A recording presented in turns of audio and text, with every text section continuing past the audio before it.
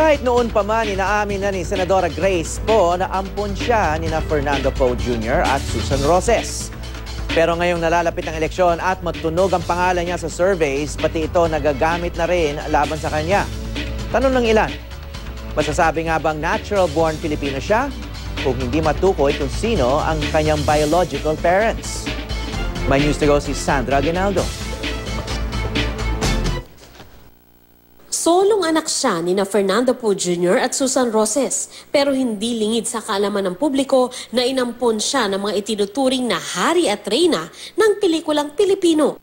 Nabigay nila sa akin ang pagmamahal na kailangan siguro ng isang tunay na anak eh. Ang kanyang pagiging foundling na siyang tawag sa mga inabandona na magulang, posible bang magamit para ma-question kung natural-born citizen si Poe?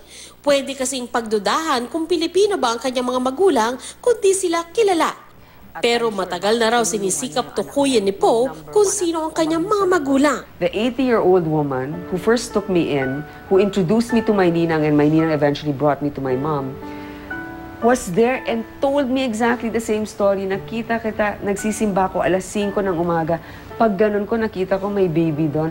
Tumakbo ko, natakot ako. Sa kanyang binyag, bit-bit siya ni Sayong o Chayong militar na ayon sa kampo ni Poe ay siyang nakapulot sa kanya sa simbahan ng Haro, Iloilo noong 1968. Pero ayon sa kwento ng matagal nang naging kasambahay ni na FPJ, inabot si Poe kay Chayong ng bayaw na si Edgardo Militar na naroon din sa binyag. Iniwan daw si Poe sa simbahan ng tunay niyang ina para makuha ni Edgardo dahil si Edgardo umano ang nakabuntis sa kanya. Nagsimba na si Edgardo, siya ang nakakuha sang bata. Pero sabi ng apo ni Edgardo, itinanggi raw nito na anak niya si Poe.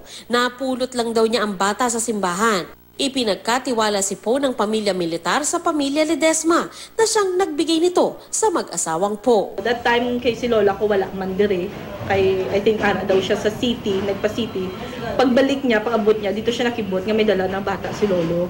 Ang ibig bang sabihin nila na ang isang batang pinulot ay hindi na pwedeng mangarap na manilbihan sa mas mataas na posisyon at walang karapatan ng parehong oportunidad sa iba.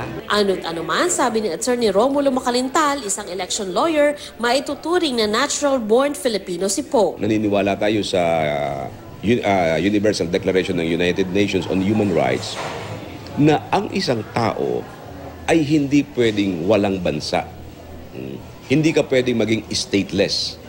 Kaya nagkaroon dyan ng prinsipyo kung saan ka nakita, yun ang iyong nationality. Hiwalay pang isyo ang inungkat ng una. Hindi raw natural-born citizen si Poe dahil minsan na niyang isinuko ang pagiging Pilipino para maging American citizen. Naaawa ako sa kanila na pinagdidiskitahan nila ang issue na ito na parang gano'n na rin ang ginawa ng mga nawawala na ng pag-asa nung tumatakbo si FPJ. Sabi ni Macalintal, naresolba na ng Supreme Court ang isyong ito noong 2001 sa kaso ni Teodoro Cruz na isang dating US citizen. Sabi ng korte, sa panunumpa ni Cruz bilang Pilipino, nabalik din ang pagiging natural-born nito. Kung ang iyong dating citizenship ay natural-born, so when you reacquire, what you reacquire is your being a natural-born Filipino citizen. Kung 10 years resident ka, pero maaaring 5 years ka palang nag-renounce. Yes, oo, gano'n. Kasi resident ka na eh. And you're still qualified. You're still qualified. Kasi pinag-uusapan dyan, hindi yung citizenship, kundi yung residence mo.